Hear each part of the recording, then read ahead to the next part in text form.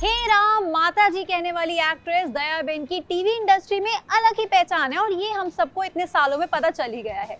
लेकिन उनके कैंसर की खबर किसने फैलाई? मतलब यार सीरियसली हद है।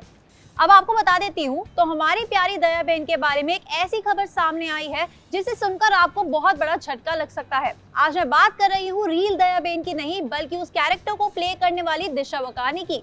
दिशा वकानी की हेल्थ को लेकर एक बड़ा अपडेट सामने आया था। कई रिपोर्ट्स में बताया गया था कि दिशा को गले का कैंसर हो गया है। जी हाँ, दिशा वकानी थ्रोट कैंसर से डील कर रही हैं। हाँ, अब वही कहा जा रहा है जो आप लोग सोच रहे हो। तो दिशा शो में अजीब तरह की आवाज में बात करती थी, जो हम सबको पता है। लेकिन वो आवाज और वो स्टाइल तारक मेहता उल्टा चश्मा के फैंस के लिए बहुत ही बढ़िया था और सबको बहुत पसंद आता था। हम सब अक्सर यही सोचा करते थे कि यार ये ऐसे बात कर कैसे लेती है, पर यही तो यार उनका टैलेंट था ना। तो अब दिशा को ये बीमारी असल में है या नहीं, उन्हें एक्चुअल में गले का कैंसर हुआ है या नहीं, इसके बारे में अभी तक दिशा की टीम या दिशा ने कोई भी स्टेटमेंट इशू नहीं किया है। लेकिन अब इस खबर पर किसी ने रिएक्ट कर दिया है और वो नाम है दयाबेन के पति टप्पू के पापा यानी कि जेठालाल, और इस कैरेक्टर को जो प्ले करते हैं दिलीप जोशी ने।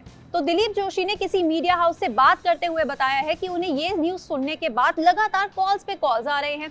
आजकल कोई भी ऊटपटांग न्यूज आ जाती है और इसे बढ़ावा देने की कोई जरूरत नहीं है। उन्होंने आगे ये कहा कि मैं सिर्फ इतना कहूंगा कि ये सब सिर्फ एक अफवाह है और इस पर ध्यान ना दे।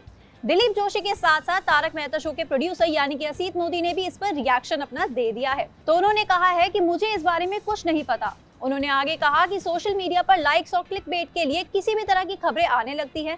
तंबाकू खाने से कैंसर होता है, आवाज निकालने से नहीं। ऐसे तो सारे के सारे मिमिक्री करने वाले डर जाएंगे।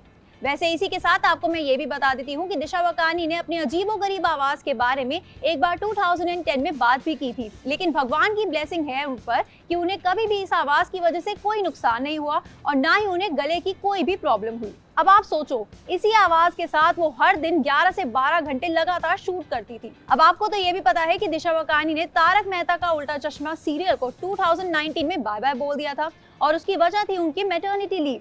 हालांकि जहां सबको लग रहा था कि मैटरनिटी लीव के बाद दिशा वकानी वापस आ जाएंगी शो में, ऐसा हुआ नहीं। तो उनके फैंस उसके बाद से उनका शो में बेसब्री से इंतजार कर रहे हैं। मेकर्स ने शो में वापसी करने के लिए उन्हें कई बार कांटेक्ट भी किया, ऐसा मेकर्स ने कहा, लेकिन उन्होंने इसके लिए मना कर दिया। दिशा शो की सबसे पॉपुलर और चहीती एक्ट्रेस रही है।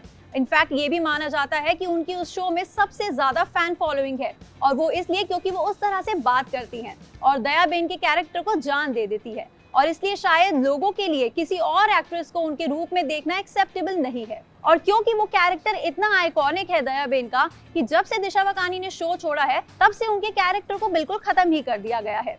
मेकर्स उनके बदले नई एक्ट्रेस ढूंढ तो रहे हैं, जिसमें एक्ट्रेस ऐश्वर्या सखूजा और काजल पेसल का भी नाम कई बार सामने आया, लेकिन बाद में पता चला कि वो सब एक रूमर ही था।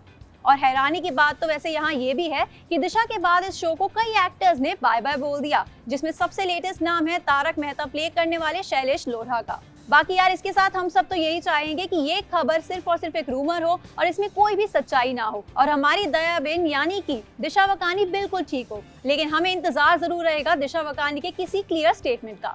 बाकी आप हमें कमेंट सेक्शन में जरूर बताना कि क्या आप भी दिशा वकानी के कैरेक्टर को आज भी मिस करते हो एज दयाबेन या नहीं। बाकी मैं तो नाक्षी कालरा जल्द ही मिलूंगी आपसे अगले वीडियो में।